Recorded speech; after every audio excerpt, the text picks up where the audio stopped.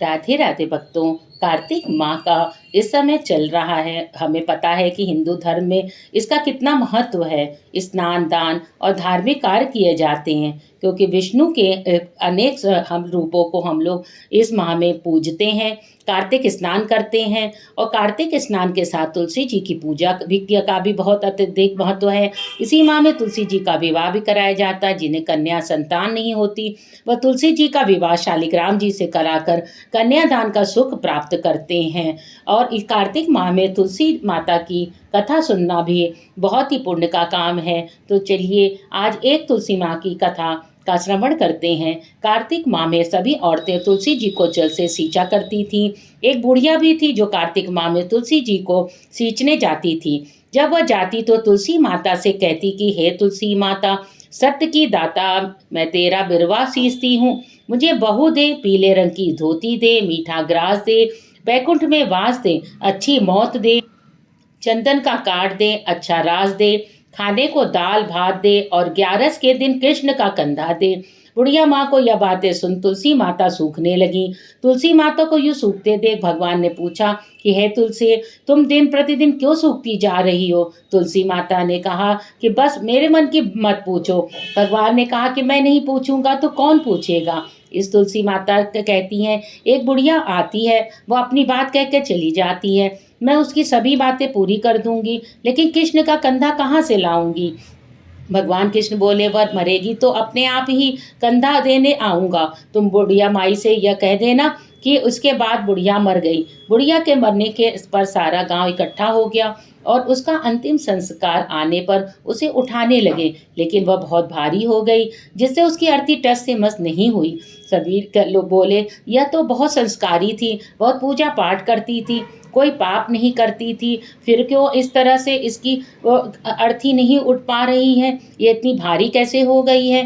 बूढ़े ब्राह्मण के वेश में भगवान आए और कहने लगे कि यह भीड़ कैसी है। तब गांव बोले वाले बोले कि एक बुढ़िया मर गई है, वह इतनी पापिन थी कि उसकी अर्थी नहीं उठ रही है, बहुत भारी हो गई है।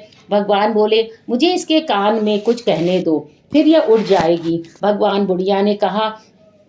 ने बुढ़िया के पास गए और उसके कान में कहा कि माई, तू अपने मन की कर ले, पीताम्बर की धोती ले, मीठा ग्रास ले, बैकुंठ में वास ले, चटक की चाल ले, चंदन का काट ले, झालर की झनकार ले, दाल भात को जो जो जी कृष्ण को कंधा ले। भगवान की सभी बातें सुनकर बुढ़िया हल्की हो गई।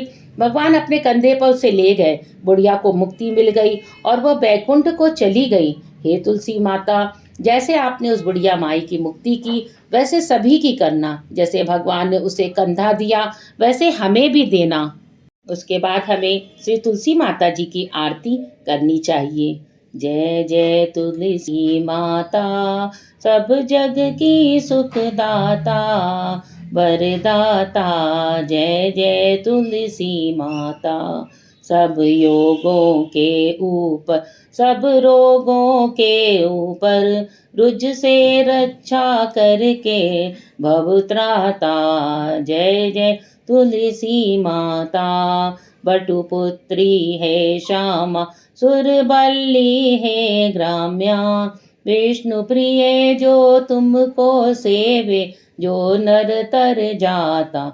जय जय तुलसी माता, हरि के शीश विराज, त्रिभुवन से हो वंदित, पतित जनों की तारणी विख्याता। जय जय तुलसी माता, लेकर जन्म विजन में आई दिव्य भवन में, मानव लोक तुम्ही से सुख संपत्ति पाता। जय जय लक्ष्मी माता, हरि को तुम अति प्यारी, श्याम वरण तुम्हारी, प्रेम अजब है उनका, तुमसे कैसा नाता। जय जय जय तुलसी माता। माता तुलसी की पूजा करने से माँ लक्ष्मी की कृपा मिलती है, घर में सुख समृद्धि आती है, रोग दोष से हमें मुक्ति मिलती है और वास्तु दोष से भी छुटकारा मिल जाता है, जीवन में सुख और सौभाग्य आता है। पूजा से आर्थिक तंगी से मुक्ति मिलती है और सकारात्मक ऊर्जा का संचार होता है और सभी घर के परिवार के सभी लोग सुख शांति से रह पाते हैं। अगर आपने हमारे चैनल को अभी तक लाइक और सब्सक्राइब नहीं किया है तो कर दें और जय तुलसी माता कमेंट में लिखना ना भूलें। नमस्कार।